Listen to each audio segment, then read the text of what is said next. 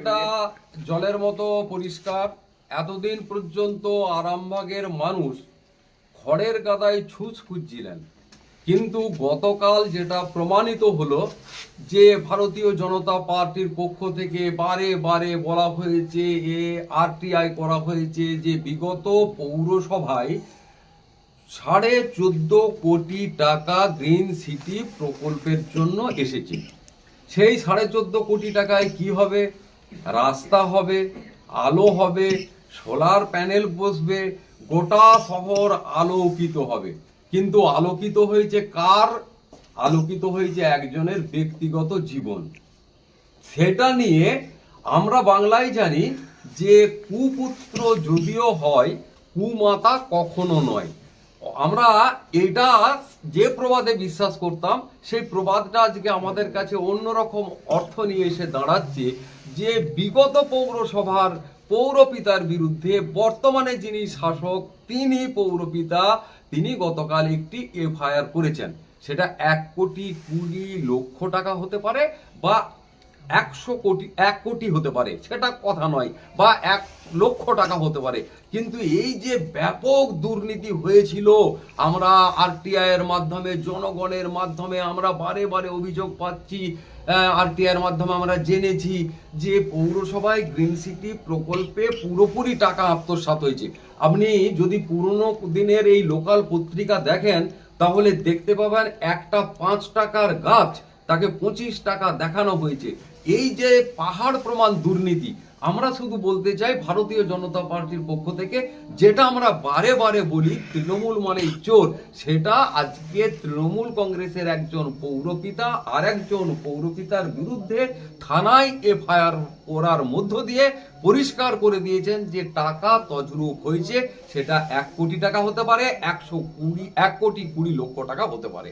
এই দুর্নীতির যদিও এটাও খড়ের গাদায় সুচ খোঁচা, তবুও আরামবাগবাসী অন্তত বিশ্বাস এবং ভরসা করছেন যে যেহেতু আমরা এতদিন ধরে চিৎকার করে আসছিলাম, বিভিন্ন জায়গায় আলোচনা করছিলাম যে টাকা চুরি হয়ে যাচ্ছে, টাকা চুরি হয়ে যাচ্ছে, পৌরসভার উন্নয়ন হচ্ছে না, পৌরসভার উন্নয়নের টাকা কোথায় যাচ্ছে, এই যে মানুষের ধোঁয়াশাটা ছিল, সেই ধোঁয়াশাটা কিছুটা হলেও পরিষ্কার হলো। এখন পুলিশ তদন্ত করবেন, তদন্ত ধামাচাপা পড়ে যাবে, কবরস্থ হয়ে যাবে, না শ্মশানের কাগজগুলো সব পুড়ে যাবে, কোনোটাই আমাদের জানা নেই। আমরা নজর রাখবো পুলিশ কি তদন্ত করছে, সত্যটা কি বেরিয়ে আসছে, এর সঙ্গে কে বা কারা জড়িত। শুধুমাত্র একজন ব্যক্তি নিশ্চয় নন, একটা আধিকারিক মণ্ডলী থাকে, সেই আধিকারিক মণ্ডলী কারা কিভাবে টাকাটা সরিয়ে এসেছে, এখন পুলিশি তদন্ত হোক। পরবর্তীকালে আমরা বড় তদন্তের জন্য আমরা বিভিন্ন জায়গায়, যে জায়গায় বলতে হয় সেই জায়গায় আমরা বলবো। দাদা, একটা বিষয়, পৌরসভা গ্রিন সিটির টাকা কত সালে অ্যালটমেন্ট হয়েছিল এবং তৎকালীন তৎকালীন পৌরপিতা ছিলেন বিগত পৌরপিতা, আমাকে নাম বলতে হবে কেন, বিগত পৌরপিতা যিনি ছিলেন তিনি কত টাকা অ্যালট হয়েছিল? কত টাকা অ্যালটমেন্টের পরিমাণ আমি যতদূর জানি 14.50 কোটি টাকা, অর্থাৎ 14,50,00,000 টাকা, যার জন্য শুধুমাত্র লাইটেই অ্যালটমেন্ট ছিল শহরকে আলোকিত করবার জন্য 7 কোটি টাকা। সোলার প্যানেল স্কুলে বসানো, ছবি তোলা, এই প্যানেল এখান থেকে গিয়ে অন্য স্কুলে বসানো, সেখান থেকে ছবি তোলা, এই ছবি তোলার কাজটা হয়েছে।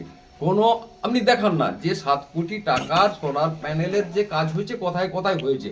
আমার বক্তব্য মিথ্যা, আমি রাজনৈতিক উদ্দেশ্য প্রণোদিতভাবে কথা বলছি।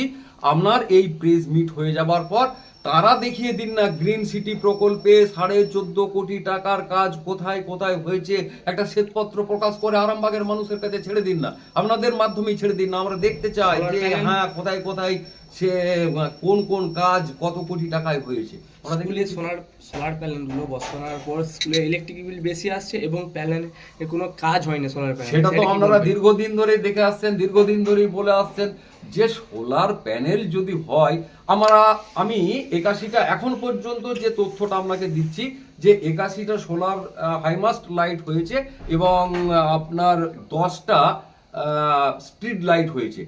এই তথ্যটায় আমি দেখে নিন যে 81টা জায়গায় আলো জ্বলছে কি না জ্বলছে, সেখানে সোলার প্যানেলই তো আছে। তাহলে সোলার প্যানেলগুলো একটা জায়গায় কাজ করবে আর আরামবাগ শহরে কাজ করবে না, এরকম তো নয়। সূর্যের রশ্মি পড়ে সোলার প্যানেলের উপরে, তারপর বিদ্যুৎ উৎপন্ন হয়, আলো চলে গেলে আলোকিত হয় শহর গ্রাম যেখানেই বলুন না কেন। এই দুর্নীতির অভিযোগে আপনারা কি সরব হবেন?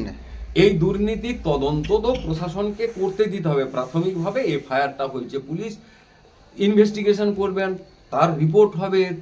সেটা কতটা, ওই যে বললাম না, সেটা কবরস্থ হয়ে যায় না ধামাচাপা পড়ে যায়, নাকি শ্মশানে যেমন পুড়িয়ে দেওয়া হয় সেরকম সমস্ত কাগজপত্র নথি পুড়িয়ে দেওয়া হয়, সবটাই আমরা নজরে রাখবো। শেষ পর্যন্ত এখনই আমি বলে দেব না এই এত বড় কর্তৃপক্ষের ইনভেস্টিগেশন চাই, আমরা বলবো না, বড় কর্তৃপক্ষের নাম আমি নিচ্ছি না। এখন যারা করছেন তারা করুন, তারপরে আমরা বলবো, আমাদের দলকে বলবো যে এটা একটা বড় তদন্ত হওয়া উচিত। কারণ আরামবাগের মানুষের টাকা জনগণের টাকা, জনগণের প্রদেয় করের টাকা, সেই করের টাকাকে দিয়ে যদি একজন বিলাসবহুল জীবনযাপন করেন, তিনি তার জীবনকে রঙিন করবেন, আলোকিত করবেন, আর আরামবাগ শহর অন্ধকারে থাকবে, যে উদ্দেশ্য নিয়ে এই টাকা অ্যালটমেন্ট করেছে সেই উদ্দেশ্যটাই ব্যর্থ হবে, তাহলে তো মানুষ তাদের ক্ষমা করবে না। কে কার নামে কমপ্লেন করেছেন বলছেন? পৌরসভা কমপ্লেন করেছে বিগত পৌরপিতার নামে। কবে দেখাবেন? এফআইআরটা কবে হয়েছে, কোথায় হয়েছে? হ্যাঁ, এফআইআরটা গতকাল আরামবাগ থানায় হয়েছে। আর